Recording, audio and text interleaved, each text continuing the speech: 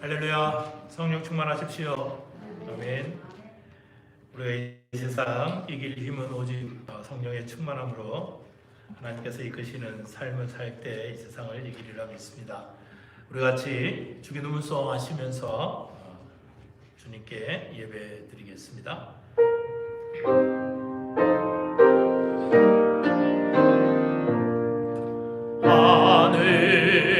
하늘에 계신 아버지 이름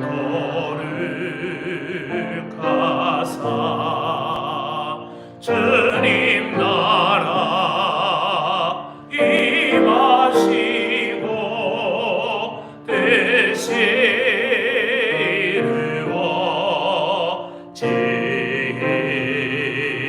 이루어지이다. 일용할 양식 주시고 우리들의 큰 죄 다 용서하옵시며 또 시험에 들게 마시고 악에서 구원하소서.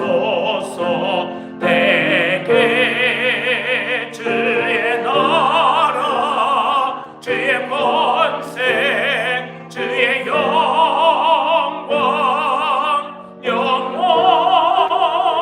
영원히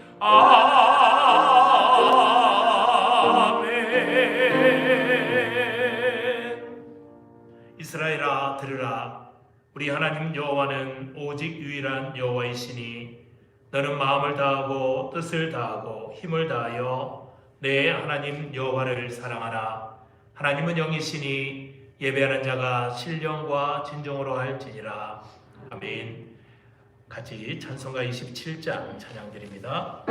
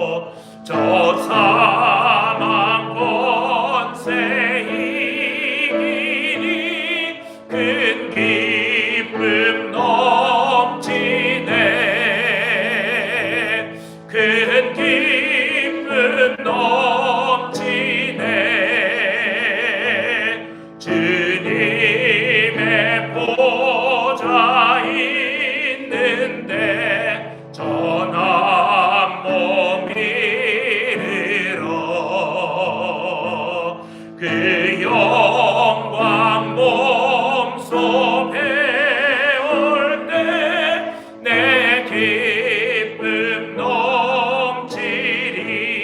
넘치리 내 기쁨 넘치리 아멘. 우리 함께 사도신경으로 신앙 고백 하나님께 드리겠습니다. 전능하사 천지를 만드신 하나님 아버지를 내가 믿사오며 그 외아들 우리 주 예수 그리스도를 믿사오니 이는 성령으로 잉태하사 동정녀 마리아에게 나시고 본디오 빌라도에게 고난을 받으사 십자가에 못 박혀 죽으시고 장사한 지 사흘 만에 죽은 자 가운데서 다시 살아나시며 하늘에 오르사 전능하신 하나님 우편에 앉아 계시다가 저리로서 산자와 죽은 자를 심판으로 오시리라. 성령을 믿사오며 거룩한 교회와 성도가 서로 교통하는 것과 죄를 사하여 주시는 것과 몸이 다시 사는 것과 영원히 사는 것을 믿사옵나이다. 아멘. 우리 같이 찬송가 250장 찬양 드리겠습니다.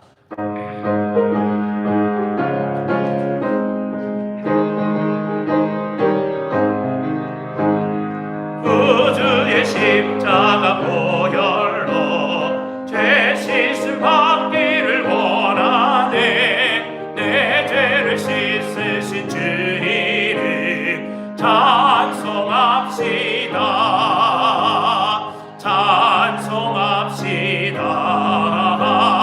찬송합시다.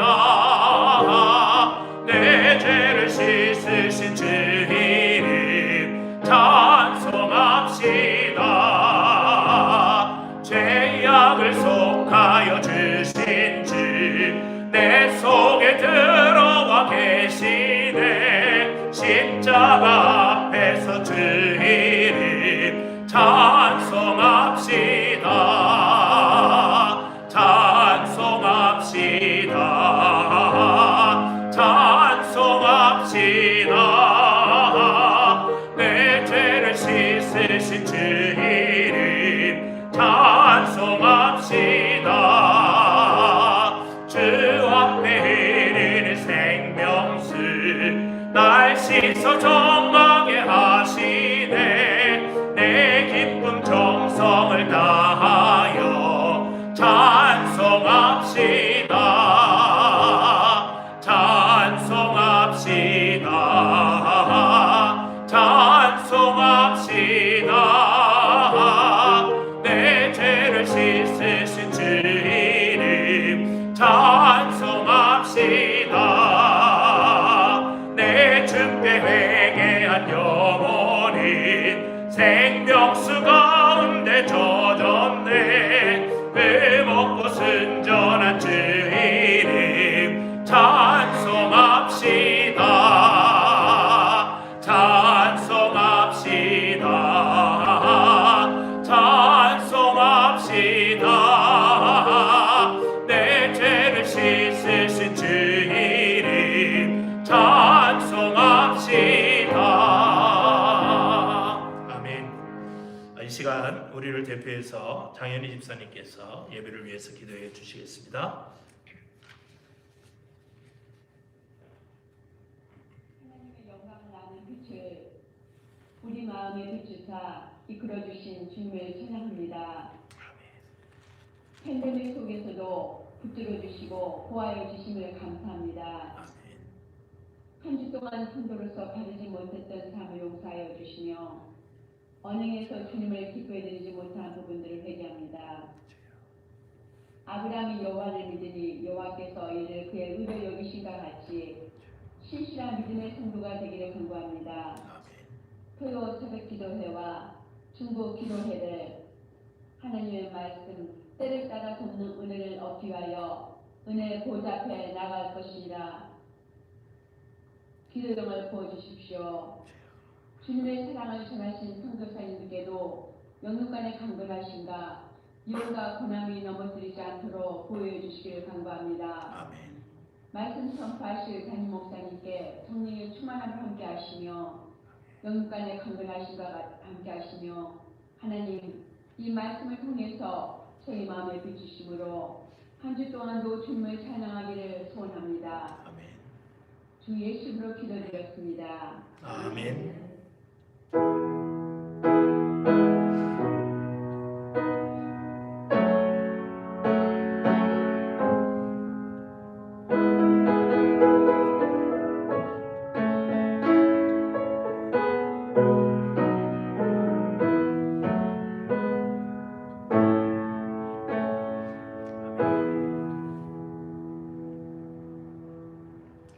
오늘 우리가 같이 나눌 말씀은 시편 69편입니다.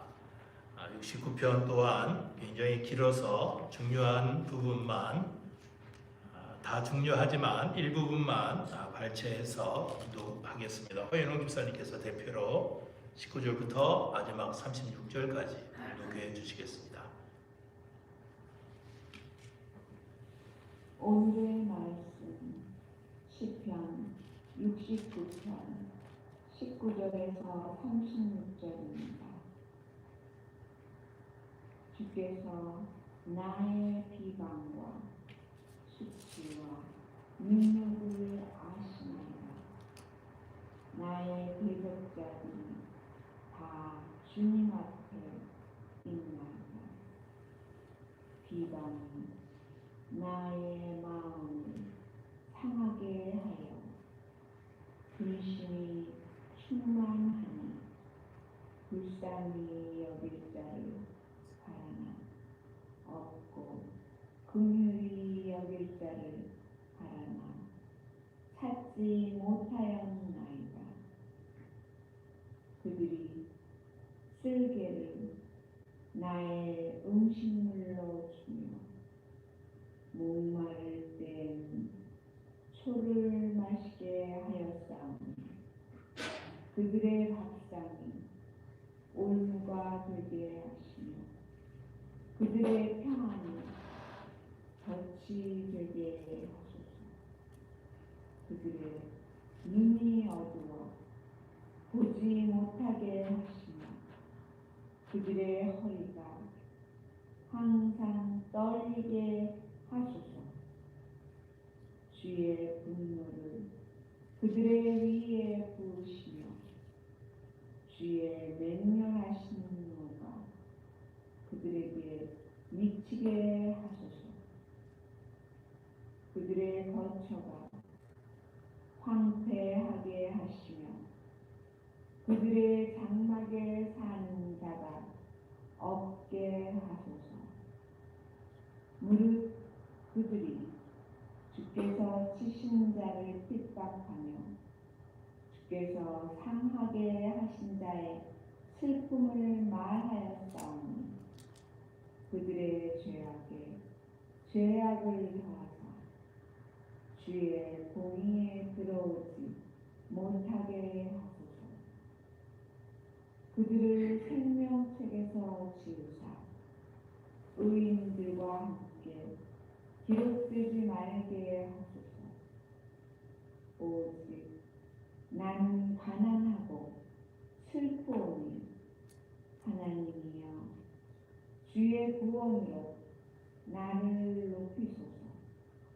내가 노래로 하나님의 이름을 찬송하며 감사함으로 하나님을 위대하시다 하리니 이것이 곧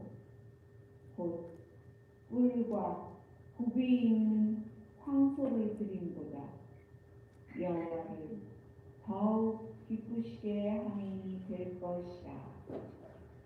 곤고한 자가 이를 보고 기뻐하나니 하나님을 찾는 너희들아 너희 마음이 소생하게 할지어다.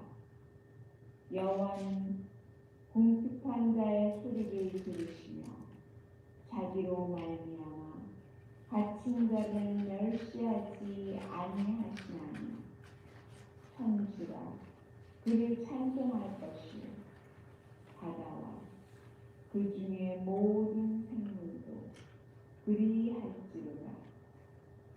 하나님이 시온을 구원하시고 유다 성읍들을 건설하시리니 무리가 거기에 살며 소유를 삼으리로다.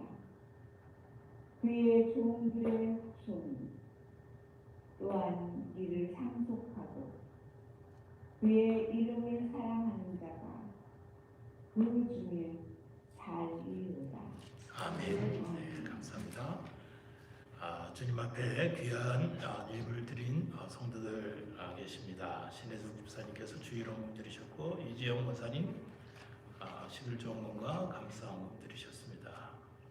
민윤기 집사님, 어인웅 집사님 가정에서 주일원금 드리셨고 또 익명으로 주일원금 드린 성도들 계십니다. 최부자 권사님께서 주일원금 드리셨고 박경숙 권사님 주일원금 드리셨습니다. 황정숙 집사님 감사원금. 다음부터는 감사원금에 대한 이 감사의 내용을 함께 공개하고 좀 나눴으면 좋을 것 같습니다. 네, 오늘은 예고하고 여러분들 감사헌금을 드리는 성도들께서는 내용을 좀 적어주시면 함께 감사할 수 있도록 했으면 좋을 것 같습니다. 특별히 이제 황정수 집사님 큰딸의 건강 위해서 또 고아나의 학교 문제 잘 해결해 주실 것을 믿고 감사헌금을 드렸습니다.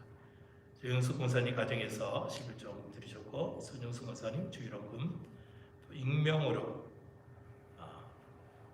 주일원금 드린 성도들 계십니다.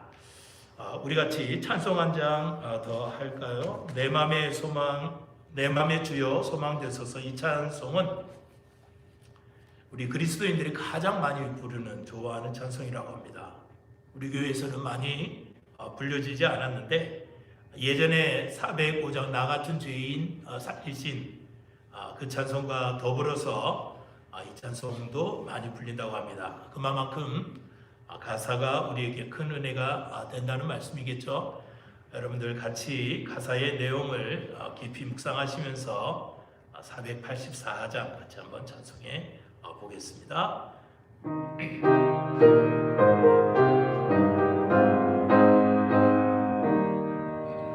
내 맘에 주여 소망 되소서. 주 없이 모든 일 헛되어라. 밤에나 낮에나 주님 생각 잘 때나 깰 때 함께 하소서. 지혜의 주여 말씀으로서 언제나 내 안에 계십소서. 주는 내 아버지 나는 아들. 주 안에 내가 늘 함께하네.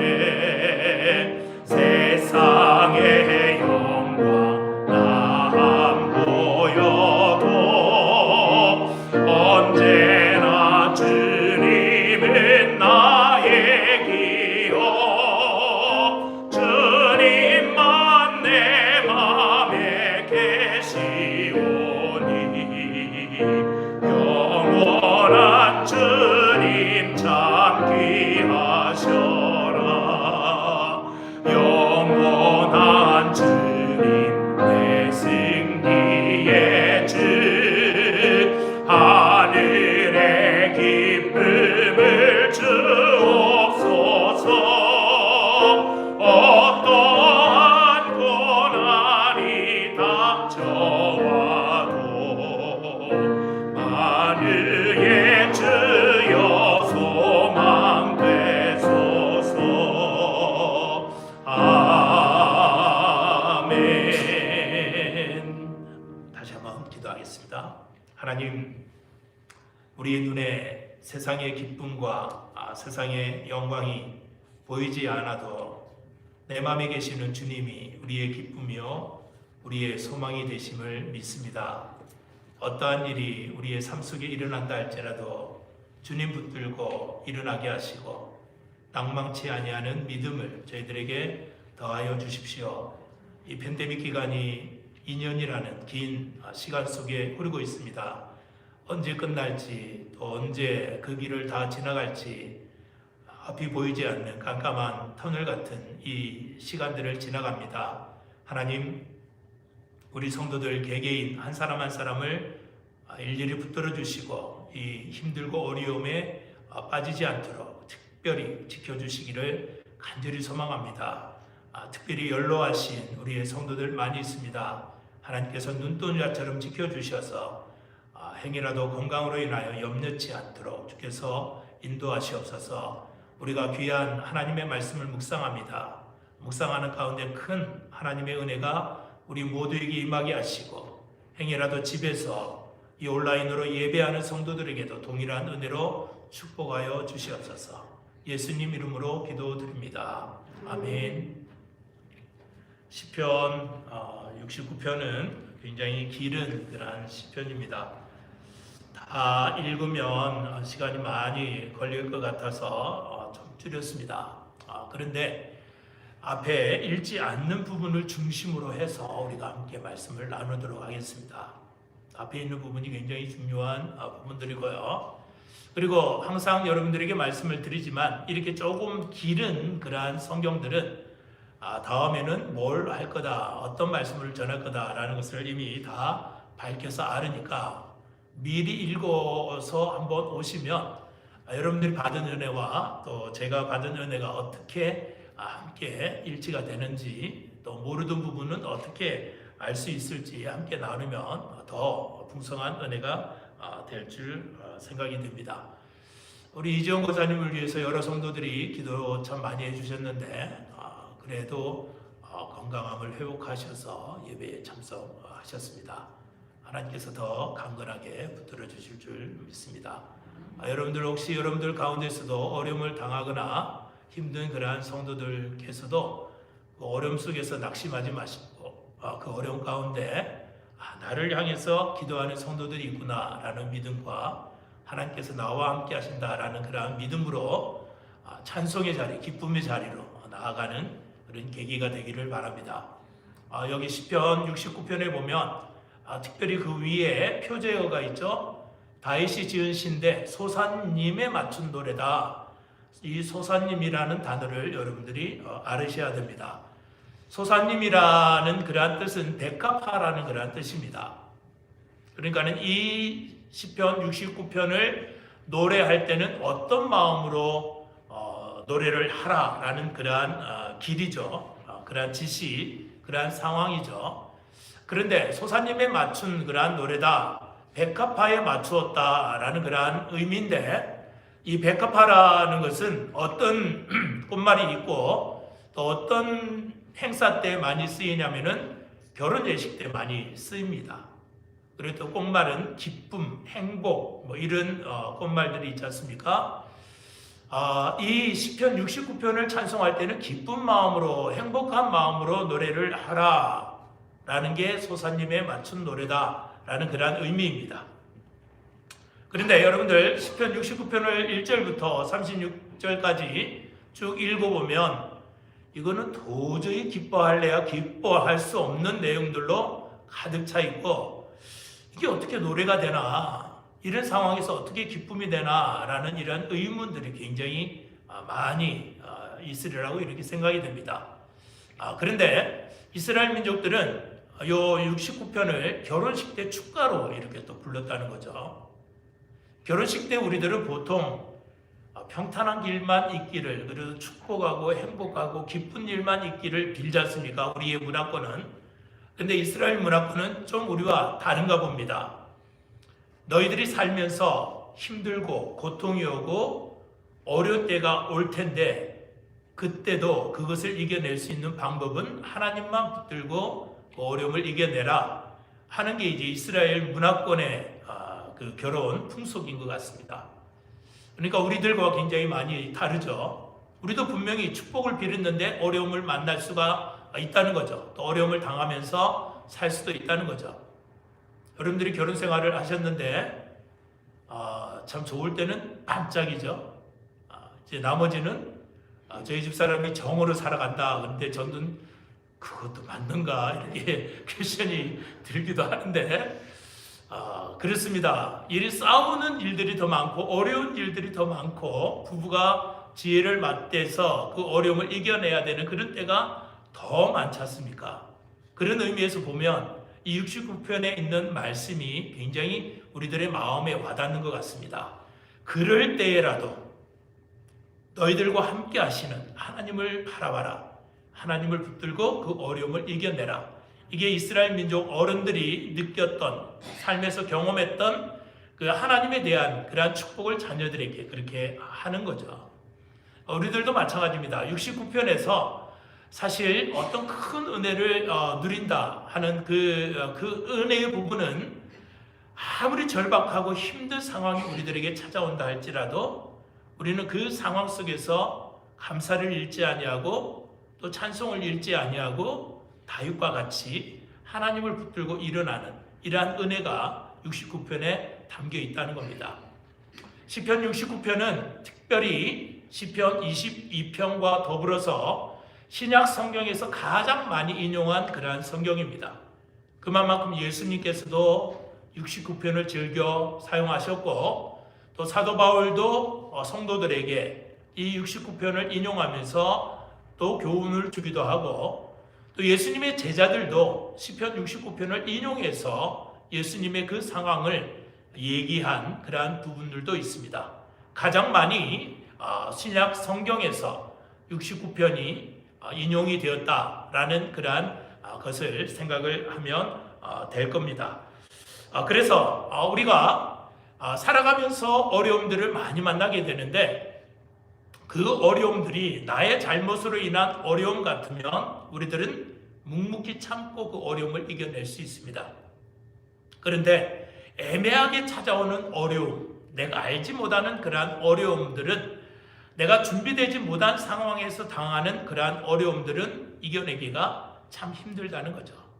그래서 69편이 우리들에게 교훈을 하는 것은 그러한 고통과 타인으로부터의 비방과 어려움이 닥쳐올 때 낭망하고 좌절할 것이 아니라 하나님께 나아가라 라는 그러한 얘기를 하고 있습니다. 다윗도 우리들이 성경을 앞부분에 대해서 이제 살펴볼 테지만 얼마만큼 이 어려움이 그의 삶에 몰려왔는지 그 어려움이 왔을 때에 이 시편을 기록을 한 겁니다. 그래서 이 배경이 나와 있지 않기 때문에 우리가 쉽게 추측을 할 수 없겠지만 아무튼 다윗이 왕으로 살아가면서 굉장히 힘들고 어려운 그러한 상황을 만난 것 같습니다. 그럴 때에 하나님께 나아가 부르짖었다는 것이죠. 마찬가지입니다. 우리들도 하나님께 나아가서 부르짖는다라고 얘기를 할 때는 우리가 부르짖을 어떠한 대상, 그 대상이 여호와 하나님으로 분명하다는 것이죠. 그러니까 우리가 벽을 보든지 어떠한 무의미한 것에 나아가서 우리가 간구를 하고 기도를 하는 것이 아니라 뚜렷하게 창조주 하나님 되신 여호와 하나님께서 들으신다는 그 대상이 있기 때문에 우리가 나아가서 부르짖는 것이죠. 그래서 그 부르짖음이라는 것은 뭐 한숨 섞인 그러한 것으로 이야기를 하는 것이 아니고 또 그냥 좌절 섞인 그러한 것으로 이야기를 하는 것이고 얘기를 하는 것이 아니고 그냥 나의 이 어려움, 나의 고통, 나의 한숨 이것을 들으시는 하나님께서 계시다라는 그러한 믿음으로 우리는 나아가서 부르짖는다는 것이죠. 다윗이 그렇게 했다는 겁니다. 그래서 여러분들 1절 말씀을 한번 이렇게 보시면 1절 말씀에 뭐라고 얘기를 하냐면은 하나님이여 나를 구원하소서 물들이 내 영혼에까지 흘러 들어왔나이다. 나를 구원해달라 물들이 내 영혼까지 흘러 들어왔다 라고 이야기를 합니다. 지난 주간에 이스라엘에 폭설이 내렸죠. 그래서 뭐 아주 예루살렘 성전까지도 눈이 이렇게 쌓여서 어린아이들이 뛰어놀고 하는 그러한 그림을 봤는데 참 감사하게도 제가 성지순례 갔을 때도요, 이스라엘을 딱 갔는데 눈발이 엄청나게 날렸습니다. 그래서 이렇게 사막의 기후도 눈이 날리는구나. 그리고 또 이스라엘은 헬몬산이라는 곳이 이제 이스라엘의 북쪽에 보면 그 산이 있는데 거기는 해발 고도가 높기 때문에 만년설로 덮여져 있는 그러한 산입니다. 그래서 이 사막성 기후이기 때문에 눈을 보지 못할 것이다 라는 이런 마인드가 아니라 거기도 가끔 가다가 눈이 내리는 곳, 그리고 비가 오기도 하는 곳, 이렇게 생각을 하면 됩니다. 네, 여러분들 한번 생각을 해보세요. 사막성 기후면은 나무들이 많지 않지 않습니까? 꼭 야끼마 갈 때 민둥산 우리가 지나가는 것처럼 나무가 있어야 거의 이제 건불 같은 거 그 정도밖에 없다는 것이죠. 그럴 때 갑작스럽게 폭우가 이렇게 한번 쏟아지면은 그것이 굉장히 깊은 이제 수렁이 될 수도 있고 그 홍수가 사람을 해치기도 하는 위협적인 그러한 것이 될 수도 있다는 겁니다. 그래서 다윗이 이러한 상황을 염두에 두고 물이 창수가 일어나서 나를 해치려 한다라는 그러한 표현을 쓴 것이죠. 우리 어려움을 만날 때 이처럼 다윗이 하나님께 나아가 기도하는데 사실 우리 한국교회 같은 경우도 굉장히 어려움을 당한 그러한 교회입니다. 예를 들면 순교자가 굉장히 많이 배출된 그러한 교회라는 얘기죠. 이 순교자가 많이 배출됐다라는 것, 특히 이제 기독교 복음 전파 초기에 많은 기독교를 믿는 성도들이 죽임을 당했고, 또 우리 민족 같은 경우는 일제의 강점기를 거치면서 6.25를 거치면서 특히 믿는 사람들이 굉장히 많이 죽임을 당했습니다. 그래서 우리 기독교 순교사, 기독교 초창기의 역사가 지금 기록이 되어 있어서 그 역사 같은 것들을 이렇게 가만히 살펴보면 전라남도, 영광이 전라남도인가요? 전라남도에 야월교회라는 그 교회가 있는데 여기는 한 교회의 성도 65명 전원이 순교를 당한 그런 기록이 있습니다. 한 사람도 빠짐없이 65명이 모였는데 전체가 다 순교를 당한 그러한 기록이 있어요. 그리고 경기도 화성 제암리 사건에 대해서 여러분들도 잘 아실 겁니다. 그때는 이제 카메라가 있었다고 그래요. 그래서 스콜피드 선교사님이 그 현장을 사진을 찍어서 전 세계에 알리는 바람에 전 세계 사람들이 알게 됐는데, 예수를 믿는다는 그러한 이유, 그러니까 3.1 만세 운동이 기독교인들이 많이 주도를 해서 그 만세 운동을 일으켰지 않습니까? 그 만세 운동의 배후로 교회가 있다라는 그러한 의심을 사서 일본의 헌병들이 쫓아와서 모든 교인들을 다 교회 안에 넣고 총으로 쏘고 또 불로 태워서 다 그 안에 있는 교인들을 죽인 그러한 사건들이죠.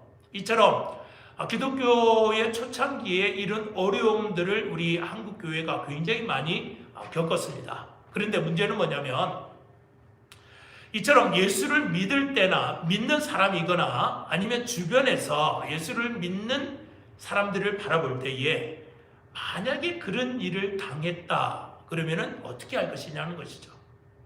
이게 복음이 제대로 전파가 될 것이냐, 아니면 하나님 그렇게 하신다면 예수를 믿을 사람이 어디 있겠습니까? 라고 우리들도 그렇게 얘기를 할 수 있을 겁니다. 근데 하나님의 역사는 그런 데서부터 시작이 되는 것이죠. 아주 자그마한 씨앗에서부터 하나님의 역사는 시작이 됩니다. 많은 사람들이 절망이다라고 여길 때 그런 예수 믿어서 뭐하냐라고 얘기를 할 때에 하나님의 역사가 시작이 된다는 것이죠. 마찬가지로 그런 상황이라면 우리 성도들도 아마 두 종류로 갈라질 것이라고 이렇게 생각이 되는데, 도망가는 성도들이 있을 테고, 또 그런 상황이 오면은 더욱더 하나님께 나아가서 붙들고 하나님께 기도하는 그러한 성도들로 나눠질 것이라고 이렇게 생각이 됩니다. 근데 다윗도 이런 어려움을 겪었다는 것입니다. 그가 이스라엘의 왕으로, 하나님을 잘 섬기던 그러한 왕으로 살아갔는데, 왕이 됐으면, 하나님을 그렇게 잘 섬겼으면 하나님께서 그의 삶을 좀 축복해 주시고 말년에는 근심이 없고 염려가 없게 아름답게 마무리를 했으면 좋겠는데, 다윗의 말년은 그렇게 호락호락하지 않았다는 겁니다. 힘들고 어려움이 그에게 가득 찼다는 것이죠. 그래서 여기 1절에서 지금 이야기를 하는 것처럼 다윗이 굉장히 절박한 심정으로 이 1절을 이야기를 합니다. 그리고 여기에 물들이 내 영혼까지 흘러왔다, 물들이 흘러왔다라는 이 복수를 썼는데, 왜 우리가 어려움을 만나면 이 어려움을 이겨낼 틈도 없이 또 어려움이 오는 게 있죠. 이 어려움이 하나가 아니라 막 동시다발적으로 어려움들이 한꺼번에 막 정신 못 차리게 할 때도 있죠. 우리가 이제 다 경험한 그러한 일들인데, 지금 다윗이 그런 상황인 것 같습니다. 물들이 내 영혼까지 왔다. 어려움이 하나가 아니라 여러 어려움들이 한꺼번에 찾아왔다라는 그러한 의미로 여기에서 지금 말을 하고 있는 것 같습니다. 그리고 나서 2절 말씀을 보시면 2절에 뭐라고 얘기를 하냐면은, 나는 설 곳이 없는 깊은 수렁에 빠지며 깊은 물에 들어가니 큰 물이 내게 넘치나이다. 아까 말씀드린 것처럼 이스라엘은 사막성 기후라고 말씀드렸죠. 그렇기 때문에 이 물이, 비가, 폭우 같은 비가 이렇게 쏟아지면은 그 뻘물들이 흩어져서 밑에는 수렁을 이루기도 합니다. 그런데 이제 그런 빠져나올 수 있는 수렁을 이야기를 하는 것이 아니라 깊은 수렁에 빠졌다라고 얘기를 하는데, 깊은 수렁에 빠졌다는 것은 내 힘으로는 빠져나올 수 없는 그곳에 빠졌다라는 것이죠. 이게 꼭 자연적인 제 상황으로 인해서 다윗이 그렇게 진짜 깊은 수렁에 빠진 그러한 것이 아니라, 이 어려움을 만났는데 그 어려움을 다윗의 힘으로는, 다윗의 노력으로는 이 어려움에서 이길 수 없는 그 어려움이 찾아왔다라는 그러한 얘기를 여기에서 하고 있습니다. 그리고 큰 물이다 라고서 이야기를 하고 있는데, 이 큰 물은 어떠한 홍수가 난 그러한 것을 이야기를 하는 것 같습니다.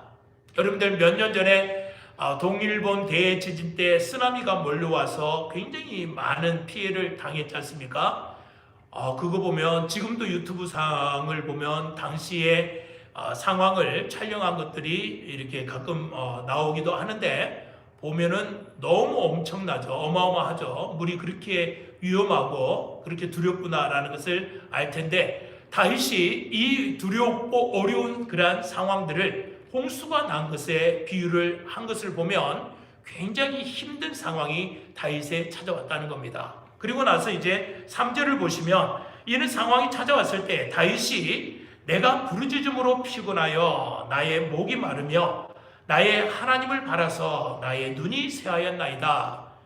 나의 눈이 새하였다. 내가 하나님만 바라보는데 이 어려움에서 빠져나올 수 있는 것은 오직 하나님의 도우심만이 필요해서 하나님께 나아가 기도했는데도 불구하고 기도가 쉽게 응답이 안 된 겁니다. 목이 쉬도록 할 때까지 응답이 안 된 겁니다.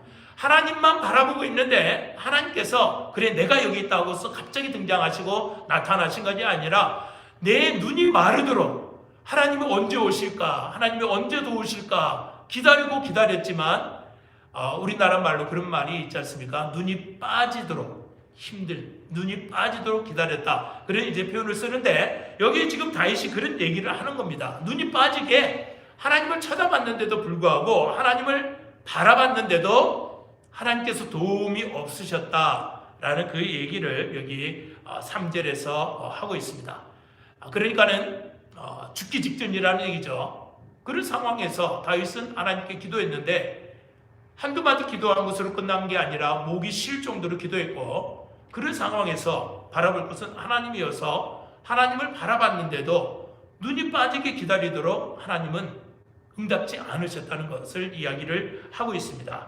그래서 4절을 보시면 이 어려움이 어떻게 해서 왔는가, 그 이유에 대해서 이야기를 하고 있는데, 4절을 보면 까닭 없이 나를 미워하는 자가 나의 머리털보다 많고 부당하게 나의 원수가 되어 나를 끊으려 하는 자가 강하였으니 내가 빼앗지 아니한 것도 물어주게 되었나이다. 여기에 빼앗지 아니한 것도 물어주게 되었다라는 그 얘기는 누명을 썼다는 얘기죠. 하지도 않은 일에 대해서 내가 그것을 책임지게 되었다라는 그러한 의미인데, 여기서 지금 다윗은 그 어려움을 당하는 것이 자기 자신의 잘못으로 인해서 어려움을 당하는 게 아니라고 얘기를 합니다. 그냥 까닭 없이 까닭을 모르겠다는 겁니다. 많은 사람들이 자신을 비방하고 자신을 원망하는데 내가 그 이유를 모르겠다는 것이죠. 그리고 나서 많은 사람들이 누명을 썼는데 그 누명을 쓴 것이 꼭 내가 갚아야 될 정도로 그 어려움을 만난 그 상황이라는 얘기죠. 이럴 때 다윗은 오직 하나님만 바라봤다는 겁니다. 그런데 하나님만 바라보는 게 정석인데, 정답 같은데 그 하나님을 바라본다고 해서 그 하나님이 바로 응답하셨느냐? 그게 아니라는 얘기죠. 여기 보면 7절과 8절을 보시면 뭐라고 얘기를 하냐면은 내가 주를 위하여 비방을 받았사오니 수치가 나의 얼굴에 덮였나이다. 내가 나의 형제에게는 객이 되고 나의 어머니의 자녀에게는 낯선 사람이 되었나이다. 여기서 수치가 얼굴을 덮었다라는 얘기는 이제 얼굴은 다윗이 왕이기 때문에 얼굴을 덮었다라는 것은 왕의 권위가 사라졌다라는 그런 의미입니다. 그러니까 수치스럽다는 것이죠. 내가 왕인데도 불구하고 왕의 권위가 아예 땅에 떨어져 있는데 그것을 누가 얘기를 하냐면은 형제에게 객이 되었다. 형제에게 외면당했다라는 그러한 의미입니다.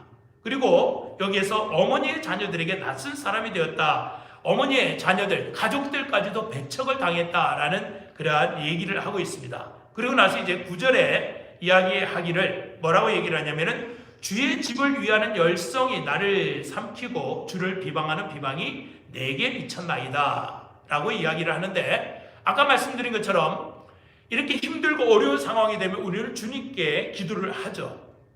그리고 또 오랫동안 기도를 하시는 그런 분도 계시고, 또 어떤 분들은 길게 응답이 될 때까지 기도하시는 그런 분들도 계실 겁니다. 그러면 믿는 사람이나 안 믿는 사람이나 저 사람은 어려움을 당했을 때 기도하는구나 라고 이렇게 바라봤는데 아무리 기도를 해도 기도의 응답이 되지를 않는 겁니다. 그러니까는 비방을 하는 거죠.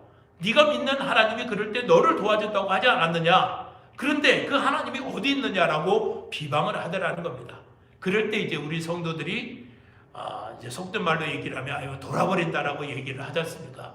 아예 이럴 때에 좀 하나님께서 짠 하고 나타나셔서 보란듯이 딱 도와주시면 하나님 전도도 되지 않습니까? 저 사람이 예수를 믿을 줄 있지 않습니까? 이렇게 우리는 이제 생각을 해서 그런 마음도 갖기도 하지 않습니까? 그런데 지금 다윗이 이야기를 하기로는 이게 주의 집을 위한 그러한 열심, 이것으로 인해서 내가 이 어려움을 당하는데 하나님 앞에 나아갔으면 좀 기도 빨리 응답을 해줬으면 얼마나 좋겠느냐라는 그러한 마음이 다윗에게 있었다는 겁니다. 그리고 나서 여기에 보면은 주의 집, 하나님을 위하는 열심 때문에 내가 이 어려움을 당하고 가족들로부터 배척을 당한다라는 그 얘기를 하고 있는데, 이 말씀이 이제 예수님께서 공생애 때 성전에 들어가서 기도하시는 그 장소에 들어가서 기도하려고 갔다 보니까 성전을 이제 다 장사꾼들이 와서 성전을 더럽히시고 성전을 정결케 하는 그런 사건이 있지 않습니까? 그랬을 때 이제 제자들이 그 모습을 보고 이 시편 60편 말씀이 떠올랐던 거죠.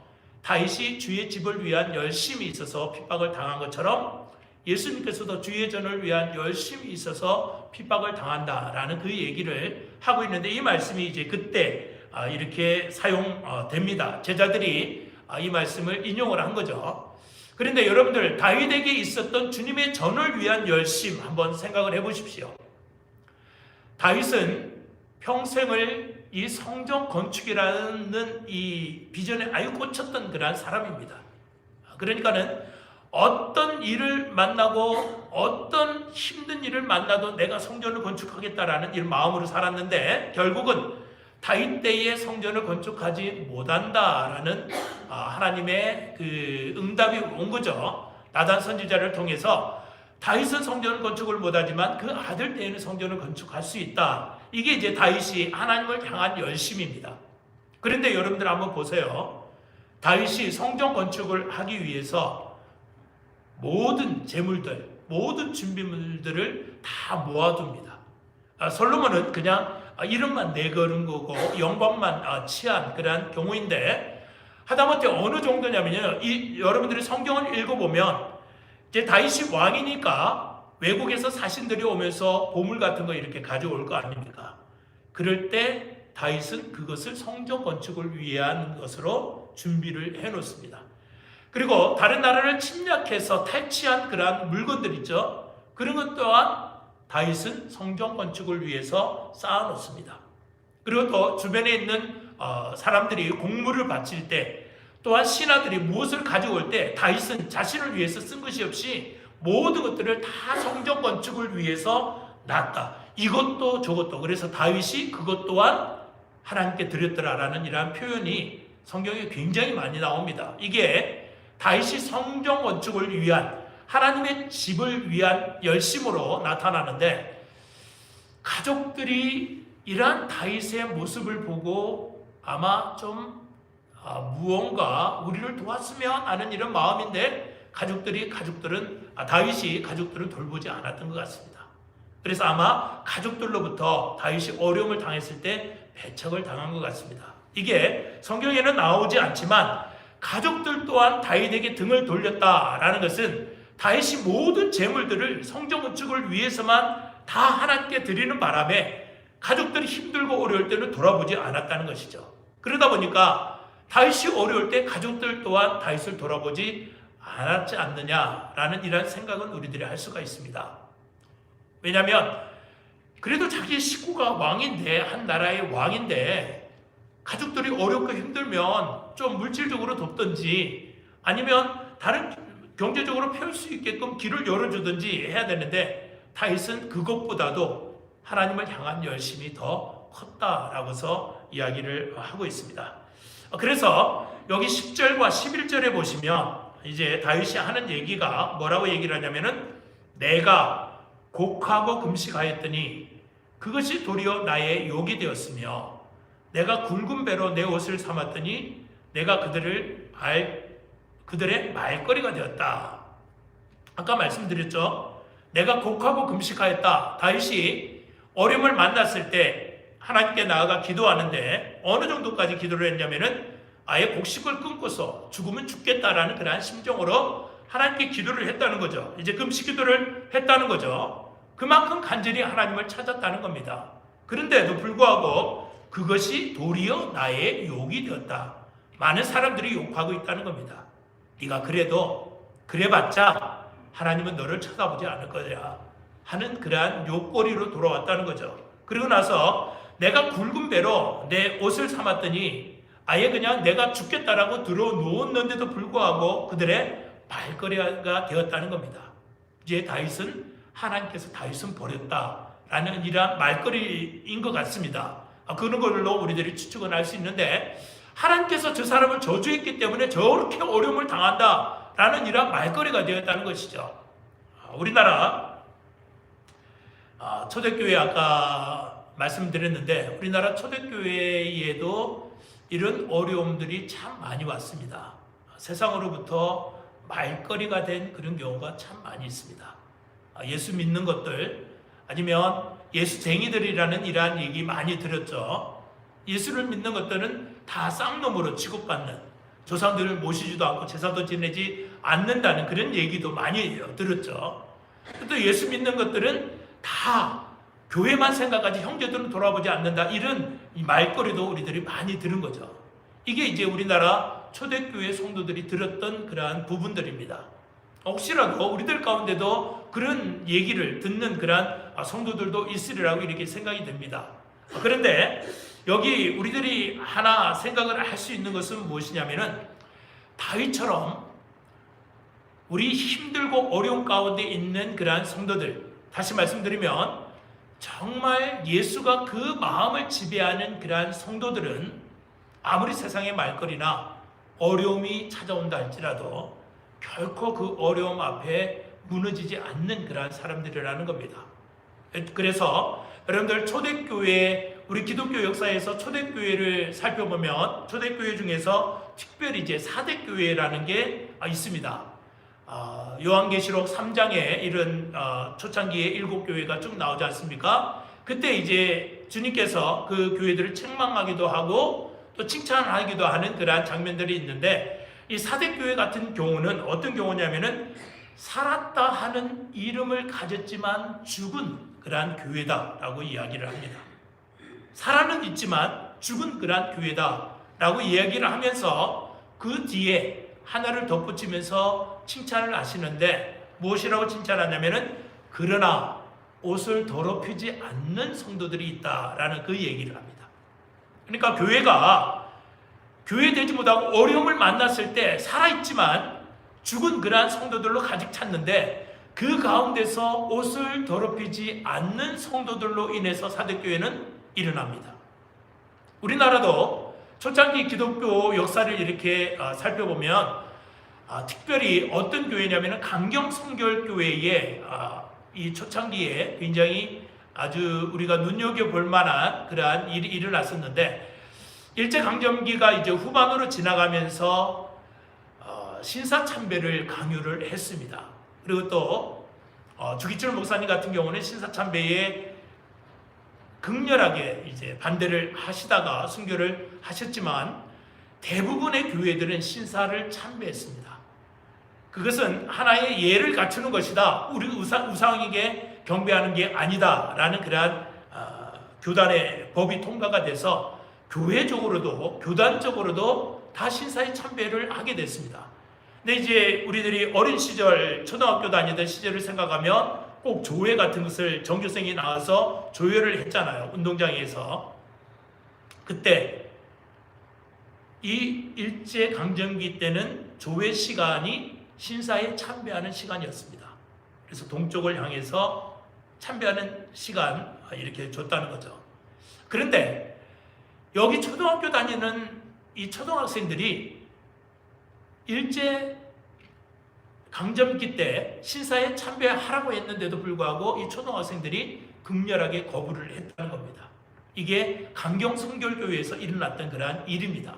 그러한 사건인데 너희들은 왜 신사에 참배를 안 하느냐? 너희 교회 목사님도 장로님도 너네 교단들도 전부 다 이거 참배하라고 통과가 됐는데 너네들은 왜 안 하느냐? 하고서 어른들로부터 야단 맞고 선생님들로부터 굉장히 야단을 맞았겠죠.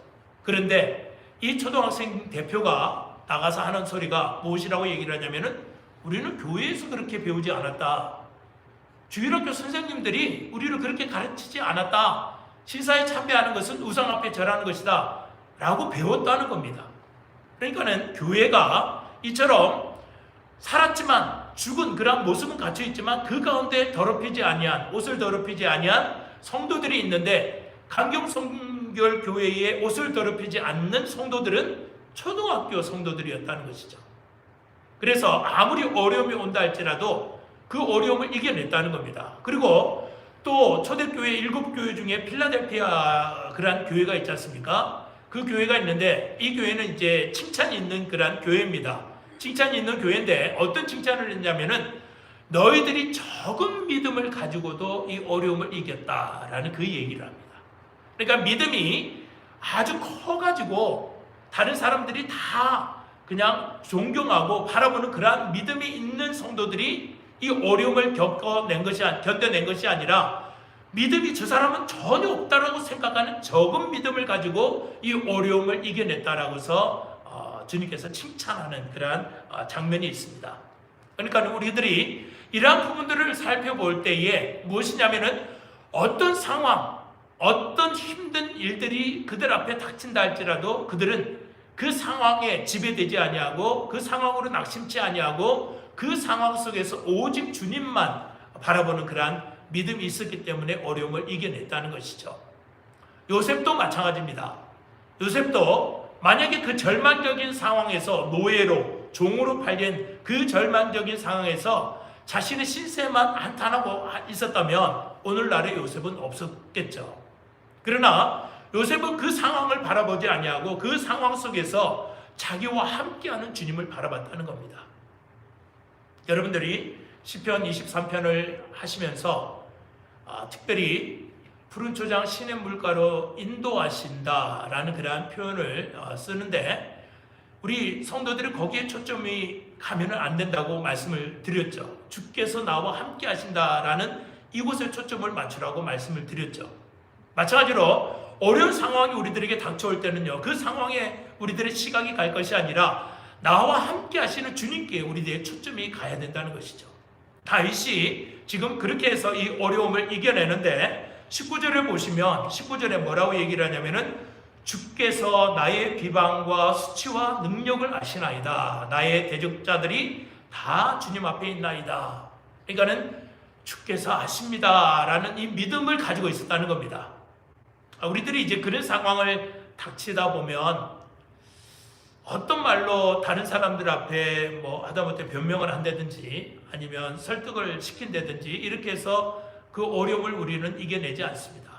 그냥 기도를 하시되 주님께서 아시면 됐죠 라는 이 믿음으로 이 마음으로 그 어려움을 이겨내는 것이 가장 지혜로운 그런 방법이라는 겁니다. 다윗이 지금 그 얘기를 하고 있는데 세상을 바라보면서 실망할 것이 아니라 자기는 이런 상황에서 주께서 아십니다. 주님을 바라봅니다. 라는 그 믿음으로 이 어려움을 이겨냈다고 이야기를 하고 있습니다. 그리고 29절과 30절을 보시면 여기에 다윗의 승리의 비결이 나오는데 오직 나는 가난하고 슬프오니 하나님이여 주의 구원으로 나를 높이소서 내가 노래로 하나님의 이름을 찬송하며 감사함으로 하나님을 위대하시다 하리니 여기에 다윗이 인생을 승리하는 그러한 비결이 담겨져 있습니다.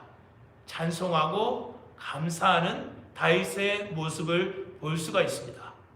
요즘에도요 많은 사람들이 우울증을 치료한다 아니면 좌절한 사람들을 치료한다 라고 얘기를 할 때에 그 비법이 음악 치료요법을 사용한다고 그러죠. 여러분들 일본에서 가장 비싼 소가 와규라는 그러한 소인데 그 소의 고기 질이 좋게 하기 위해서 음악을 틀어준답니다. 그러면 음악을 듣고 자란 소들은 그 고기 질이 좋아가지고 맛도 좋아요. 저도 저희 아들 덕에 한 조각 요만한 조각 한번 먹어본 그런 기억이 나는데 정말 입에서 살살 녹아요. 근데 소도 그렇게 음악을 듣고 자라왔기 때문에 그런 고기를 만들어낸다고 합니다. 그런데 하물며 하나님을 믿는 성도들이 이 어려움이 닥쳤을 때에 찬송하고 기뻐하고 감사를 한다라면 얼마든지 우리는 그 어려움을 이겨낼 수 있으리라고 이렇게 생각이 됩니다. 다윗이 그 어려움 속에 빠졌지만 자기는 하나님께 노래하고 찬송하고 기뻐하고 감사한다고 이야기를 하죠. 그리고 32절을 보시면 뭐라고 얘기를 하냐면은 공고한 자가 이를 보고 기뻐하나니 하나님을 찾는 너희들아 너희의 마음을 소생하게 할지어다. 내가 이 상황에서 이길 수 있는 방법은 하나님만 바라보고 하나님께 찬송하고 하나님께 노래하고 기뻐하고 감사하는 그러한 방법이다. 그러니까 여기에서 얘기를 하나님을 찾는 너희들아 너희들이 이 동일한 어려움을 만난다 할 때는 하나님을 기뻐하라. 그러면 하나님께서 들으시고 너희들을 소생시킬 것이다 라고서 다윗이 지금 이야기를 하고 있습니다. 여기에 보면 공고한 자, 이 공고한 자라고 얘기를 했는데 온유한 자라는 그러한 얘기입니다. 온유한 자, 다른 말로 얘기를 하면 가난한 자라는 그러한 얘기입니다. 그러니까 예수님께서 팔복에 산상수훈에서 그런 말씀을 하시죠. 온유한 자가 복이 있나니 천국이 저희 것이다 라고 이야기를 하는데 가난한 자가 복이 있다는 겁니다. 가난하다는 의미가 뭐냐면은 내 힘으로서는 아무것도 할 수 없는 사람을 가리켜서 가난한 사람이라고 이야기를 합니다.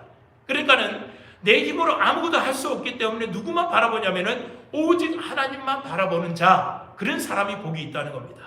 그래서 내 힘으로 이 어려움을 이겨내고 내 노력으로 이 어려움을 이겨내는 그러한 사람이 아니라 여기에 공고한 자, 온유한 자, 가난한 자, 오직 하나님만 바라보는 그러한 자, 이런 사람들이 복이 있다라고 다윗은 이야기를 합니다. 그리고 나서 그 이유가 뭐냐면은 33절에 이야기를 하는데 여호와는 궁휼한 자의 소리를 들으시며 자기로 말미암아 갇힌 자를 멸시하지 아니하시나니 하나님께서는 오직 주님만 바라보는 그러한 자의 소리를 들으신다는 겁니다. 여러분들 힘들고 어려울 때 이 시편 69편은 아까 소두에 말씀드린 것처럼 결혼식 때 즐거움으로 부르라고 말씀을 드렸습니다. 힘들고 어려울 때 여러분들이 69편을 다시 한번 되돌려서 묵상하시고 다윗이 이 어려움 속에서 찬송으로 기쁨으로 감사로 이겨낸 것처럼 내가 오직 하나님만 바라보며 하나님을 찬송하는 그 믿음으로 이겨내겠다라는 그러한 믿음, 여러분들의 그 믿음 속에서 살아가는 복된 이 한 해 되기를 원합니다. 우리 같이 한번 찬송하죠. 찬송가 십자가를 내가 지고 같이 한번 찬송합시다. 이 찬송이 여러분들 힘들고 어려운 그러한 시간 속에 큰 위로와 힘이 되기를 원합니다. 341장입니다.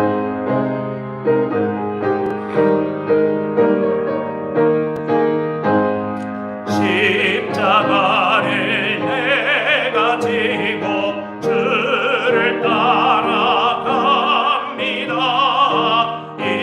이제부터 예수로만 나의 몸에 삼겠네. 세상에서 부귀영화 모두 잃어버려도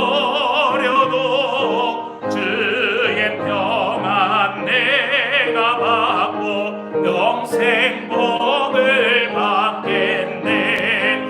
주도 번역 당했으니 나도 번역 당하리. 세상 사람 간사하나 예수 진실합니다.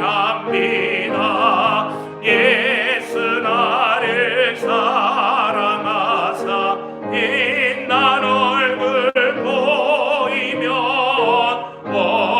원수들이 미워해도 염려할 것 없겠네. 내가 핍박 당할 때에 주의 품에 안기고 세상 고쳐 당할수록 많은 위로 받겠네. 주가 주신 기쁨 외에 기뻐할 것 뭐냐.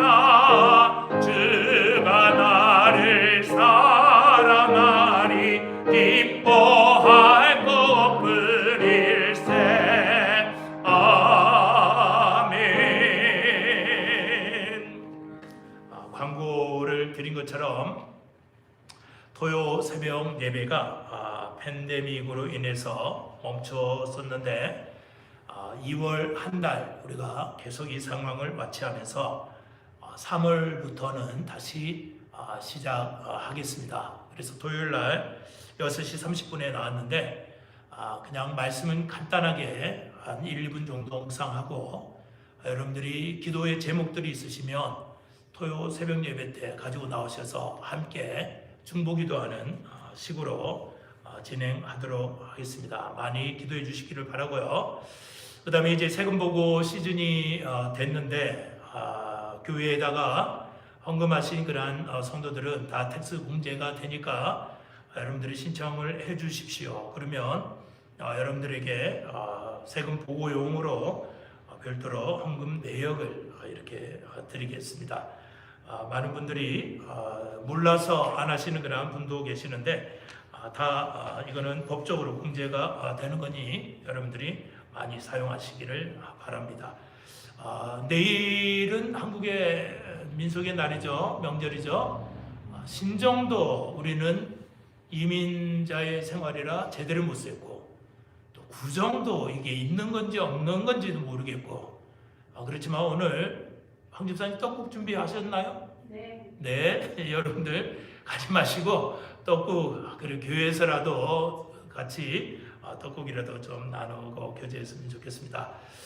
다른 광고는 여러분들이 가지고 계신 주보를 참조하시기를 바라고요. 우리 다 함께 자리에서 일어나셔서 하나님은 나를 지키시는 자 우리 같이 찬송하시고 축도함으로 예배를 드리도록 하겠습니다.